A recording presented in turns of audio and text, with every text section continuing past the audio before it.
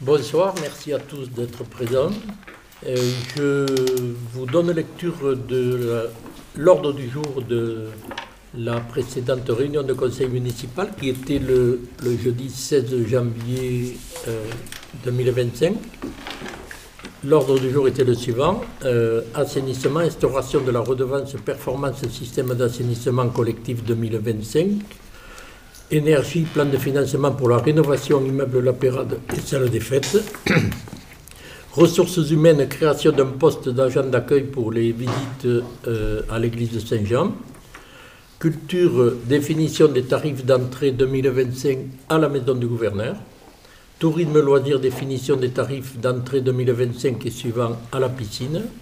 Patrimoine, choix du bureau d'architecte du patrimoine pour diagnostic et travaux avant restauration de la fontaine de Griffoul. Transport scolaire, participation financière au transport scolaire. Et bien urbanisme, bien soumis à droit de préemption urbain. Voilà, donc merci à Charles qui a fait le procès verbal que nous allons signer.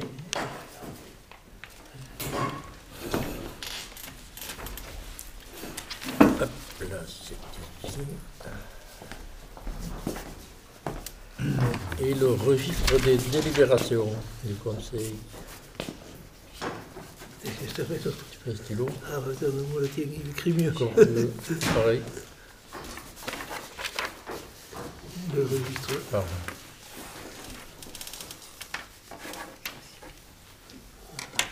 Merci. Voilà donc pour le conseil de ce mardi 12 février. J'ai besoin d'un secrétaire, comme à l'accoutumée.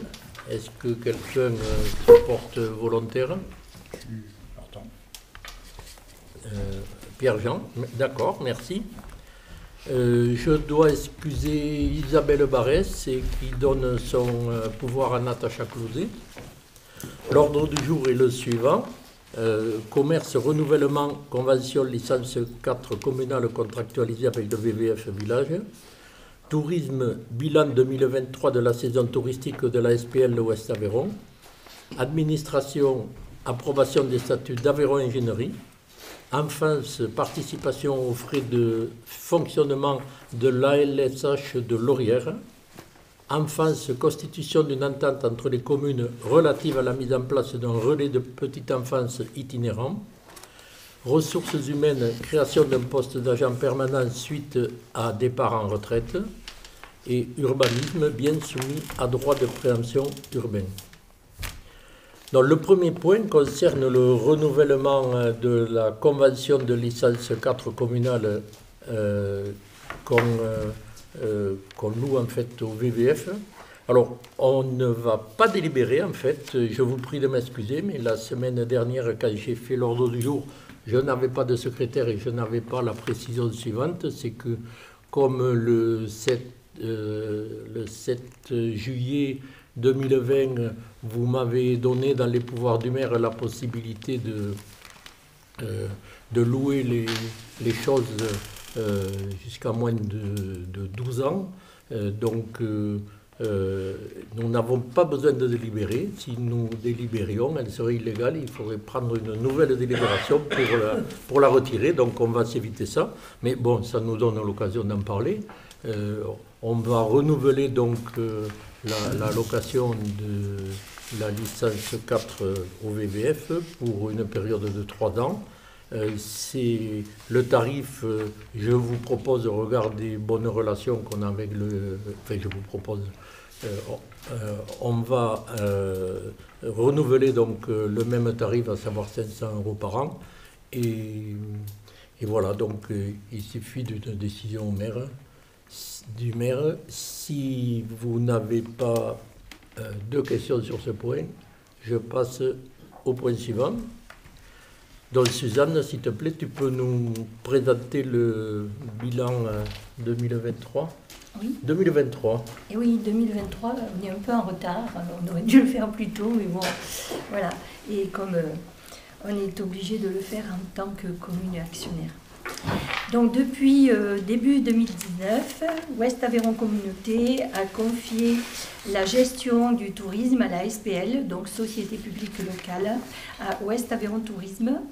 Donc, les principaux actionnaires, bien sûr, c'est la communauté de communes à 70%, et les communes de Najac, Villefranche et Villeneuve sont actionnaires à 10% chacune. Donc, conformément au statut de la SPL Ouest Aveyron Tourisme et au règlement de contrôle, donc le règlement de contrôle, c'est une convention pluriannuelle d'objectifs et de moyens qui précise le cadre d'intervention donc de la SPL. Voilà. Ensuite, c'est aussi aux exigences de la CGCT. Donc la CGCT, c'est le Code général des collectivités territoriales. Donc chaque collectivité actionnaire de la SPL doit délibérer pour approuver les différents rapports, c'est-à-dire le rapport d'activité et le rapport de gestion. Ensemble, voilà, les informations, et dans un souci aussi de transparence et d'information qualitative aux élus, les collectivités actionnaires du contrôle exercé par les représentants administrateurs et de la performance globale de l'SPL dans l'exercice de ses missions. Donc pour Najac, c'est Monsieur le maire donc, qui représente la commune et qui siège au CA de la SPL et aussi quand il y a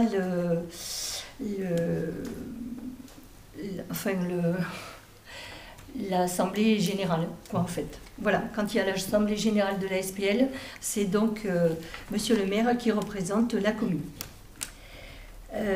Ensuite, donc, je vais vous proposer simplement, j'ai envoyé à chacun, je pense, le bilan plus complet, que ce soit le bilan d'activité ou de gestion, et donc je vais vous en faire simplement un compte rendu. Donc, en ce qui concerne sur le territoire, donc, il y a 5750 lits marchands qui représentent 250 000 nuitées marchandes. Cela représente 3 Bastides, un grand site Occitanie avec Saint-Antonin, un label plus beau village de France pour Najac et depuis peu Villeneuve, un label Pays d'art et d'histoire pour Villefranche, Villeneuve et Najac. Et dernièrement, il y a eu aussi un label Petite cité de caractère pour Sainte-Croix. Cela représente 9 millions d'euros de consommation touristique annuelle et 150 emplois de plus par rapport à la période de 2020 à 2021. Assez semblable à la saison 2022, qui avait été bonne également, la saison 2023 confirme le rôle de plus en plus important des ailes de saison. Un très bon printemps, juin et juillet en dessous des attentes, et le mois d'août très bon, et un automne aussi. Les clientèles étrangères ont continué leur retour. C'est dans l'ensemble une bonne saison pour Ouest Aveyron Tourisme et la destination Bastide-des-Gorges de l'Aveyron, malgré un contexte économique difficile et avec une météo chaude. Ça, c'était pour 2023, hein, je vous rappelle. Alors, l'accueil aux offices de tourisme. Les offices de tourisme, en général, ont reçu 53 308 visiteurs. On constate dans l'ensemble une petite baisse de 2% par rapport à 2022. En général aussi, puisque Villeneuve a augmenté un peu, Najac a baissé un peu plus et Villefranche a été à peu près égale. Donc la marque Qualité Tourisme attribuée depuis le 1er septembre 2022 atteste de l'excellence des services rendus et de la volonté d'améliorer en continu. L'exploitation des monuments, puisque la SPL gère pour Villefranche donc la Chartreuse et la Chapelle des Pénitents Noirs, et pour Villeneuve, la galerie Jean-Marie Perrier. Donc pour la Chartreuse, il y a eu 9000 visiteurs, c'est une augmentation de 14% par rapport à 2022. Pour la Chapelle des Pénitents Noirs, il y a eu 9800 visiteurs, donc c'est une grande progression depuis ces 10 dernières années, et cela représente 17% de plus. Et pour la galerie Jean-Marie Perrier, 7800 visiteurs, ce qui représente par rapport à 2022 25% de plus. les visites individuelles et groupes, 52 visites guidées, donc 600 personnes y ont participé pour la Chartreuse et les pénitents noirs, 56 visites guidées classiques, sensorielles et nocturnes, balades nature ou cueillettes dans les villes ou villages, près de 1000 personnes y ont participé. Les visites nocturnes de Najac et Villeneuve, comptées ou en musique, ont eu beaucoup de succès. Les visites de ville proposées au groupe ont eu un succès équivalent à 2022. La promotion et la communication, en 2019, un travail de stratégie marketing a été réalisé pour en faire une marque de destination touristique et cibler les clientèles de proximité régionale, en particulier les familles et les jeunes actifs urbains. Donc l'intérêt pour le territoire est également un enjeu d'attractivité. En 2023, la SPL Ouest Aveyron Tourisme a réalisé une douzaine d'éditions, soit au total de 120 000 documents qui sont très largement diffusés. Les actions médiatiques, un dossier de presse et 3 communiqués ont été envoyés à plus de 1000 journalistes ou influenceurs, ainsi que 7 accueils ou voyages pour un coût de 30 000 € par an, ce qui a généré plus de 50 retombées, donc 3 passages au JT de 13 h de TF1. Et tout ceci, c'est équivalent à 1 360 000 € de contre-valeur publicitaire. Si on devait l'acheter, ça nous coûterait ce prix-là, alors que ça ne nous coûte que 30 000 €. Le nouveau site internet enregistre des performances records, le double de 2022, soit 150 000 sessions sur le record des 10 dernières années. Le contenu sur les réseaux sociaux peuvent atteindre près de 200 000 personnes chaque mois. La campagne digitale mise en œuvre sur Facebook, Instagram et YouTube a dépassé les objectifs fixés avec plus de 315 000 personnes touchées, entraînant 10 000 visites par session sur le site internet. En partenariat avec l'ADAT, l'Agence départementale de l'attractivité et du tourisme de l'Aveyron, des blogueurs ont été accueillis, ont réalisé 6 vidéos spécialement destinées aux familles et que l'on retrouve sur la chaîne YouTube. En cohérence avec le projet du territoire, la SPL, avec le soutien de Ouest Aveyron Communauté, développe une stratégie touristique et a été retenue à l'appel à projet Pôle de pleine nature lancé par le FEDER Massif Central pour développer la randonnée et les activités de pleine nature avec les acteurs du tourisme. Les relations, prestations et services partenaires. Donc le territoire compte plus de 550 structures touristiques et la SPL anime un réseau de plus de 200 partenaires autour de rencontres, de diffusion d'informations, d'outils à disposition, de conseils et de bons plans mis à disposition pour leurs visiteurs. En 2023, il a été organisé, comme tous les ans, la bourse d'échange des documents en début de saison, une soirée dédiée à tous les acteurs du tourisme et 2 journées d'Éductour qui sont beaucoup appréciées et il y a une bonne participation. La SPL a aussi une mission Basti Cadeau, donc à titre d'expérimentation depuis décembre 2023, Ouest Aveyron Communauté et l'association Commerce en Bastide ont mis en place un nouveau partenariat avec la SPL Ouest Aveyron Tourisme pour la promotion et la commercialisation du dispositif Basti Cadeau. Donc là, c'était jusqu'à fin 2024, mais ça a été renouvelé pour les 2 années 2025 et 2026. Rapidement mis en place une bonne communication ainsi que la vente de la carte dans les 3 offices de tourisme, avec aussi la possibilité d'acheter en ligne. D'ailleurs, 27% du chiffre d'affaires s'est fait en ligne. Voilà pour le bilan de l'activité. Pour le bilan financier, donc ça va être quand même assez rapide. Donc pour les sites qui sont en gestion, pour la Chartreuse, donc il y a eu 19% de recettes en plus par rapport à 2022. Pour la Chapelle des Pénitents Noirs, c'est 33% de recettes en plus par rapport à 2022. Et grâce à ces efforts, la SPL, l'exploitation de 2023 est à l'équilibre pour la première fois en 3 ans par rapport à la Chartreuse. La galerie Jean-Marie Perrier, donc le rapprochement du bureau d'information touristique et la galerie Jean-Marie Perrier, très positif, un chiffre d'affaires en hausse, mais qui ne couvre pas encore toutes les dépenses qui sont dues essentiellement à des charges d'électricité. Bon, la commune va faire des efforts, bien sûr, pour réaliser des investissements, pour essayer de consommer moins. Et en plus, donc, dans les recettes, il y a la taxe de séjour. En 2023, l'intégralité du produit de la taxe de séjour s'élève à 191 358 €. Voilà. Donc, en conclusion, les budgets 2022 et 2023 qui devaient présenter un déficit d'environ 20 000 €, ce déficit devait être couvert par les fonds propres de la SPL, ce qui permettait de réaliser dès 2022 des actions et des investissements nécessaires au développement. Mais la stratégie et les efforts déployés ont permis finalement de réaliser un excédent de 2 723 € en 2022. Et le réalisé 2023 présente un excédent de 22 812 €. Voilà. Donc je pense que le travail de toute l'équipe de la SPL, on peut les féliciter parce que bon, ils sont 10 permanents et une dizaine de saisonniers. Mais je pense qu'il y a une bonne équipe et donc les résultats sont là. Voilà. Alors, si vous voulez plus de détails, j'ai les rapports sous la main. Donc, je peux vous les faire circuler si vous voulez. Ou vous pourrez les consulter. Mais je les ai envoyés, c'est vrai.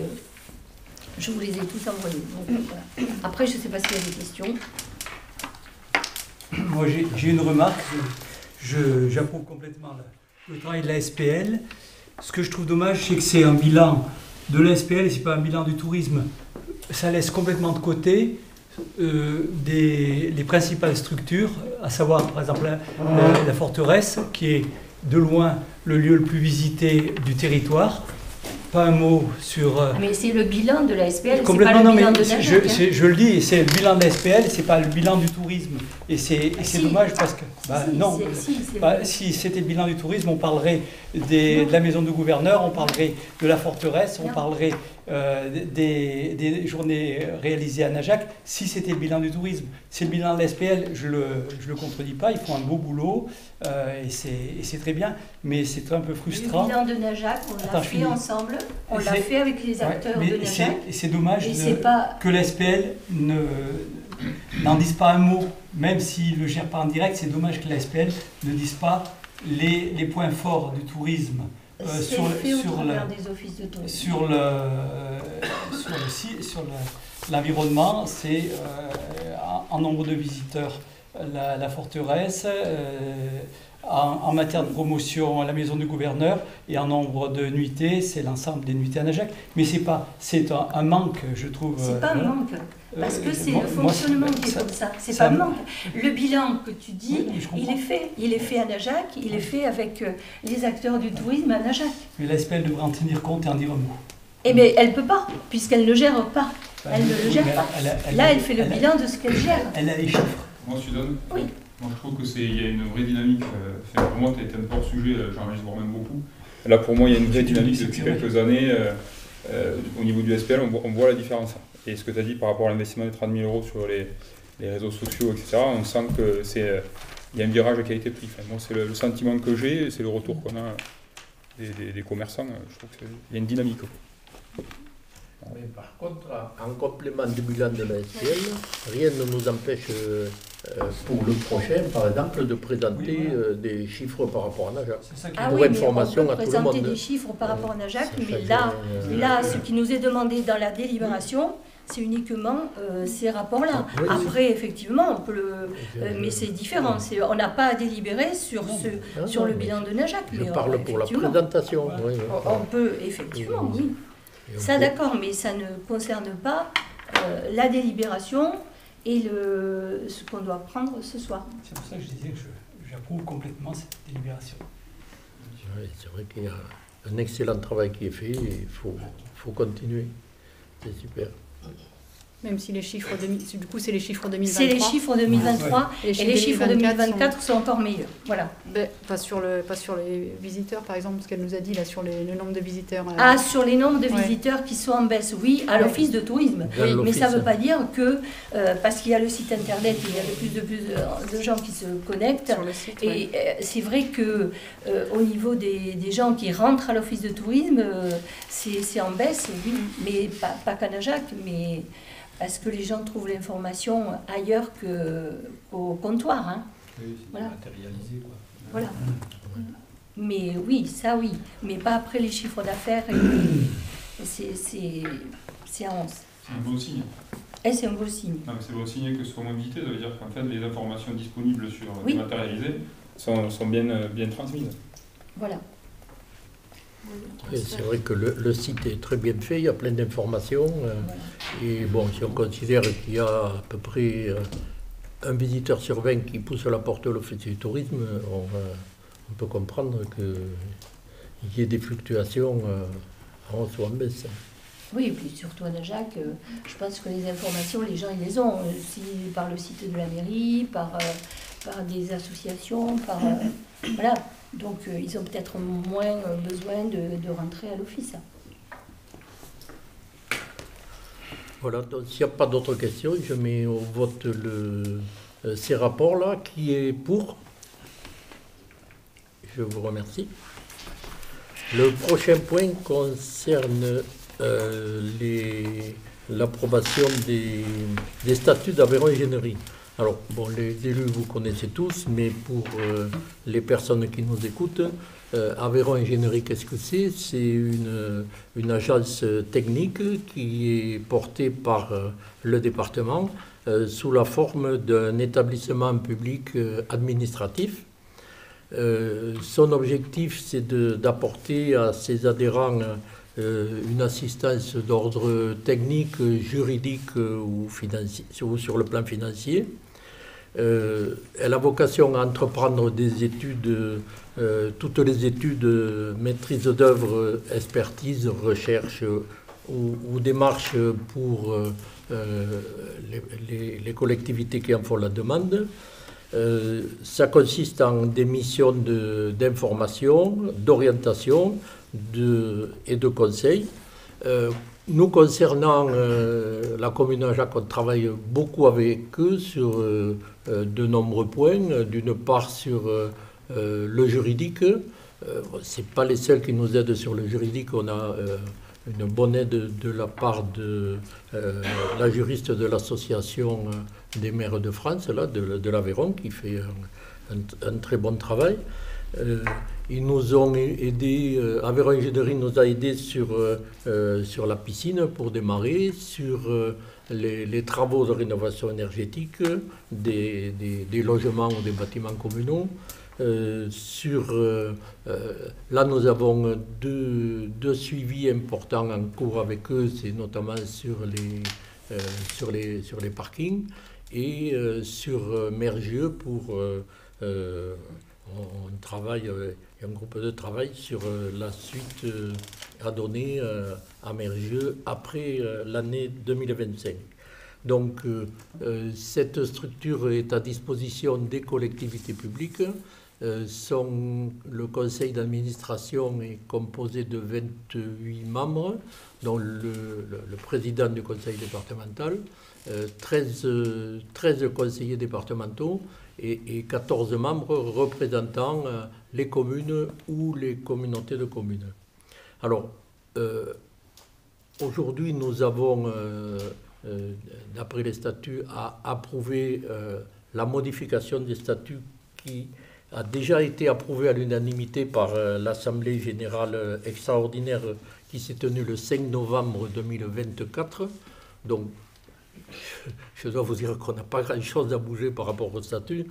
Les statuts concernaient quelques points, j'allais dire un peu à la marge, concernant la simplification administrative avec les adhérents. Nous, ça nous intéressait beaucoup parce que lorsqu'on faisait une demande d'intervention auprès d'Aveyron Ingénierie sur quelques points que ce soit, c'était un peu j'allais dire une usine à gaz. Il fallait beaucoup de temps d'études de dossiers, du temps avant d'avoir la réponse. On a bien réduit ce délai et c'est très bien comme ça. Les autres éléments concernent la composition et les attributions du conseil d'administration, le rôle du directeur d'agence qui est choisi par le président d'Aveyron Ingénierie, et la commission thématique, la composition des groupes de travail thématiques, entre élus. Il peut y avoir, sur décision du conseil d'administration ou sur proposition du président, des groupes de travail sur des sujets bien précis sur lesquels l'agence peut être sollicitée. Et donc, les statuts ont permis de requalifier un peu la composition de ces groupes de travail. Voilà, donc toutes les structures doivent délibérer pour approuver ces statuts. Et donc, je ne sais pas si vous avez peut-être à dire par rapport à Aveyron Ingénierie ou autre. Sinon, je mets cette proposition au vote. Qui est pour? Je vous remercie. Laurence, tu vas nous parler de la participation aux frais de fonctionnement de l'Aurière. Oui, donc la LSH, c'est ce qu'on appelait un centre aéré autrefois, accueil de loisirs sans hébergement de l'Aurière. Donc c'est celui qui est situé à Villefranche. Et il se trouve qu'il y a des enfants de Najac qui l'ont fréquenté. Donc le centre nous demande une participation. C'est la procédure habituelle. Ça a déjà été fait. C'est 2 € par jour de fréquentation par les enfants de la commune. Donc nous sommes obligés de délibérer pour décider de la participation de la commune aux frais de fonctionnement de l'Aurière pour l'année 2025. En fait, c'est basé sur la fréquentation de l'année précédente, et donc pour un montant de 28 €. De mémoire, l'an dernier, c'était 22, donc il y a eu une augmentation, mais voilà, on est à 28 €. Donc voilà sur quoi on doit délibérer pour pouvoir verser une participation au fonctionnement de ce centre aéré. Pour un enfant qui a participé sur 14 journées. Voilà, ouais. 14 journées x 2. Très bien. Donc je mets cette proposition au vote. Qui est pour? Je vous remercie.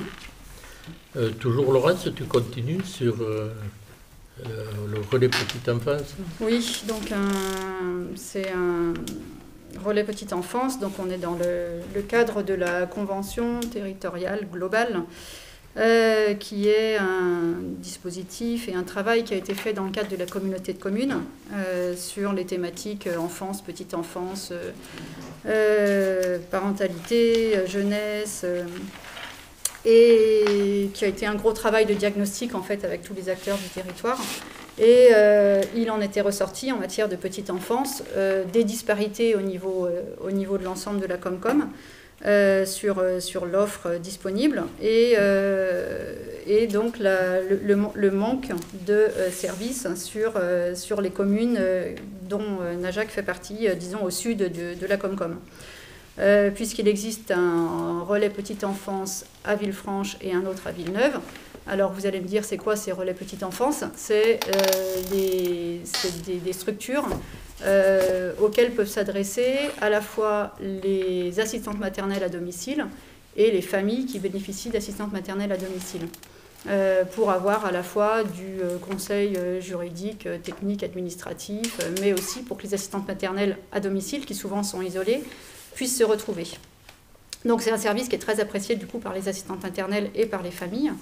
Et donc, sachant qu'il n'y en avait pas à proximité de Najac, il a été décidé, donc en concertation avec les communes, et c'est un travail qui a été fait aussi avec l'accompagnement de la CAF, donc dans le cadre de la CTG, la Convention territoriale globale de Ouest Aveyron Communauté, de développer donc un relais petite enfance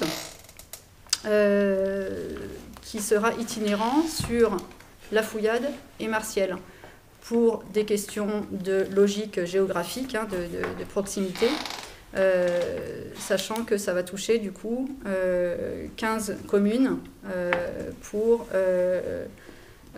qui seront rattachées du coup à ces...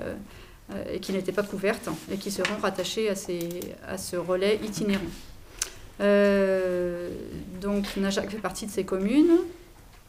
En fait, actuellement, Najac, tout comme la moitié de ces 15 communes, n'a pas d'assistante maternelle à domicile, mais c'est un service malgré tout qui bénéficie à la commune dans la mesure où c'est quelque chose qui déjà peut rendre attractif le territoire pour des installations éventuelles, et c'est aussi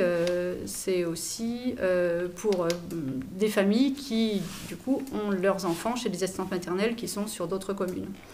Donc il a été décidé par l'ensemble des maires de contribuer à la création de ces RPE, relais petite enfance, et donc de signer une convention qui engage les communes à participer aux frais de fonctionnement chaque année de ces structures, ces frais de fonctionnement qui sont calculés au prorata du nombre d'habitants. C'est ce qui a été décidé par l'ensemble des maires. Donc une participation aux frais de fonctionnement, mais il y a aussi des investissements à faire pour créer ces dispositifs à la fois sur Martiel et sur La Fouillade. Et là, c'est pareil, du coup, il va y avoir une proratisation en fonction du nombre d'habitants. Donc, pour ce qui est des dépenses d'investissement, c'est un total qui est prévu, ce n'est pas le réalisé, c'est le prévisionnel, de 48 913 €, dont 39 130 € seront pris en charge par la CAF, donc la plus grosse partie. Et il reste donc à charge des collectivités 9 783 € qui sont répartis au prorata du nombre d'habitants, ce qui fait pour Najac 756,87 € de participation pour l'investissement et 521,29 € pour le fonctionnement pour 2025, soit 1278,16 €. Voilà la participation qui est demandée. C'est des pratiques qui se font déjà, notamment dans le domaine de l'enfance. Lorsque les services n'existent pas, disons que les communes contribuent au financement des services auprès des communes qui les proposent et pour qui ça représente un coût. Donc c'est le cas par exemple déjà pour le centre aéré de La Fouillade, qui est financé en partie par les communes dont les enfants bénéficient de ce service. Il y avait aussi une convention qui avait été signée comme ça dès 2019 avec la SCBR pour financer aussi les activités de la SCBR au prorata du nombre d'enfants de la commune qui bénéficient de ces services. Donc là, pour en tout cas ce qui est du RPE, il s'agit aujourd'hui donc d'approuver les termes de la convention d'entente entre les communes qui vous a été envoyée, d'autoriser la désignation du maire et de son représentant désigné par lui en tant que représentant de la commune pour siéger au sein de la conférence de l'entente entre les communes, puisqu'en fait les communes ont décidé aussi qu'il y aurait une réunion au moins annuelle avec les représentants des communes pour faire le bilan de cette structure et d'autoriser monsieur le maire à finaliser et signer la dite convention ainsi que toutes les pièces s'y rapportant. Voilà.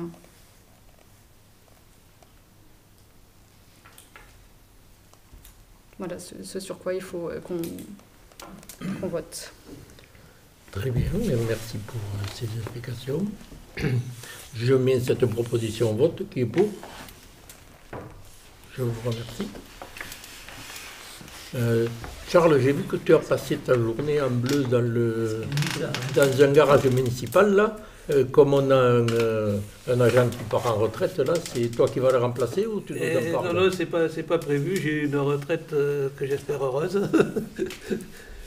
Mais voilà, donc on a un adjoint technique titulaire qui part à la retraite au 1er mai 2025. Donc il va falloir, comment dirais-je, supprimer ce poste, puisqu'il s'en va, et créer un poste pour un nouvel agent qui sera embauché avec des qualifications et l'expérience nécessaire. Voilà. Donc la création d'un emploi au 7e échelon du grade d'adjoint technique territorial à compter du 24 mars 2025 pour le nouvel arrivant, pour une durée déterminée de 12 mois renouvelable pour faire face à tous les besoins et que je puisse rester auprès du feu. Voilà, donc on vous demande de délibérer là-dessus. Juste une petite question, pourquoi on fait des CDD de 12 mois? Pourquoi on ne fait pas des contrats saisonniers, par exemple, de 9 mois ou... En fait, là, c'est le poste, du coup, le départ à On remplace un poste. C'est pas... renouvelable dans le même terme. C'est le poste de Michou, du coup, qui part à la retraite. Et du coup, c'est vraiment, il y a un vrai besoin. Sachant que dans la fonction publique, en fait, on serait plutôt, toi tu dis saisonnier, en fait on se dit que c'est plutôt un emploi, et c'est un emploi en fait permanent, mais sur lequel, de toute façon, on n'a pas le droit de faire des CDI dans la fonction publique, tant qu'il n'y a pas eu des CDD avant pour une durée de 6 ans. Et du coup, voilà. Il y a eu une recherche de candidats. Est-ce qu'il y a une personne déjà connue un peu pour ce poste-là ou... on a lancé les candidatures de façon sur la façon habituelle et réglementaire. Nous avons eu 8 candidats. Nous avons reçu 6 d'entre eux qui nous paraissaient tous très intéressants. Et notre choix s'est arrêté sur l'un d'entre eux. On ne peut pas vous dire aujourd'hui qui c'est, mais j'espère que nous avons, et j'en suis persuadé, trouvé la personne qui correspond vraiment au poste et principalement au poste de aménagement et rénovation des logements et des bâtiments communaux. On a eu des personnes très intéressantes, oui. Voilà. Donc s'il n'y a pas de questions, je mets cette proposition au vote. Qui est pour? Je vous remercie. Nous arrivons au dernier point, le bien soumis au droit de préemption urbain. Nous vous avons envoyé, en fait, il y a une vente qui se situe au 78 place du Faubourg, les parcelles AE 221-222, pour une superficie totale de 149 centiares. Là, en fait, il s'agit de la maison de l'ancienne potière, Madame Salé, qui vend à Monsieur Bessembacher. Et voilà, je vous propose de ne pas préempter sur ce bâtiment. Voilà, vous avez reçu les informations. Donc, si vous êtes d'accord avec ça, je vous demande de vous prononcer. Donc, qui est pour ne pas préempter. Je vous remercie. Ben, nous avons terminé l'ordre du jour. Donc, je clôture cette séance du Conseil. Et je demande si dans la salle il y a des questions à poser aux élus. Oui. Bonsoir à tous. Chaque année, j'ai des conversations avec des Najacois et des Najacois d'ailleurs sur un sujet que vous connaissez tous, qui est le nettoyage des bordures de route. Alors, ces conversations que j'ai avec les amis sont quelquefois des conversations un peu énervées. Et là, aujourd'hui, je me fais leur porte-parole pour vous passer un message ou une question. Je ne sais pas encore si c'est un message ou une question. Il n'est pas question, évidemment, de remettre en cause la nécessité de nettoyer les bordures de route. C'est une question de sécurité, de visibilité. La question n'est pas là. La question, c'est que quelquefois, à certains endroits, les épareuses sont un peu trop efficaces. Bon, les épareuses, si j'ai bien compris, hein, j'en ai jamais opéré moi-même, hein, mais si j'ai bien compris, c'est fait pour tondre. Hein, c'est pas fait pour couper. Et quand il y a des arbres et des haies, malheureusement, le résultat est quelquefois franchement moche et ça défigure. Alors, que faut-il faire sinon suggérer aux opérateurs de faire attention et de ne pas aller au-delà de ce qui est strictement nécessaire? Alors là où il y a peut-être une question, je ne sais pas s'il y a des règles pour ça, mais de toute manière, les règles, ça ne peut pas se substituer au bon sens et à l'expérience des opérateurs. Donc, alors je ne sais pas ce qu'on peut faire, ce que vous pouvez faire, sinon passer un message aux opérateurs de faire attention. Il y a plusieurs cas qui sont dommages, parce qu'on cherche tous à préserver ces sites qui sont absolument magnifiques. C'est dans notre intérêt à tous, bien sûr, directement ou indirectement. Voilà. Merci. Merci Gilles. Effectivement, j'ai été alerté aussi pour... j'ai reçu des photos. J'ai eu moi-même des arbres qui ont été un peu abîmés. Donc j'ai communiqué avec Fabrice Lafont, puisque c'est lui qui est en charge de... On parle que des voies communales, hein, bien sûr, le reste c'est le département. Donc il a reconnu qu'effectivement il y a eu... Enfin, il m'a dit aussi qu'il faisait très attention aux arbres, ce que je veux bien entendre, mais malgré tout, il y a des débordements. Donc moi j'ai dit que bon là, je crois que c'est à peu près fini là, pour la saison, mais qu'il fallait vraiment qu'on fasse le point là-dessus pour voir comment on peut travailler. Parce qu'effectivement, les arbres, normalement, on ne les touche pas avec une épareuse. Vous avez vu le travail qu'a fait le département, c'est des scies qui coupent les branches et pas des épareuses. Parce qu'on sait que ça, au-delà de l'esthétique qui n'est pas terrible, bon, ça abîme les arbres, et puis ça peut aussi porter des maladies d'un arbre à l'autre, comme la forêt. Enfin, les arbres en général ne sont pas dans une forme éblouissante. Il faut qu'on veille sur ce point. Mais j'entends très bien cette remarque. Hein. Voilà. Et, enfin, en tout cas, elle est entendue et on espère améliorer ça. Merci. Pour rappel, nous faisons deux types de nettoyage, je dirais. D'abord, un bon débroussaillage à la fin de l'hiver et début de l'année, là. Et ensuite, juste un élagage plutôt, un bon élagage à cette saison-là, ça vient de se terminer, et juste un débroussaillage le long un fauchage le long des routes, à la fin mai, début juillet, là, un peu avant la saison. Là. Mais ils ne dépassent pas le fossé à cette période-là, donc c'est moins mauvais. Mais c'est vrai qu'on a souvent, le débat, comment faire, parce que tu disais, Pierre-Jean, le département a effectivement fait passer des grosses scies pour couper le long des voies, pour couper les branches des arbres. Au Tarivoussé, on ne peut pas se le permettre au niveau des communes.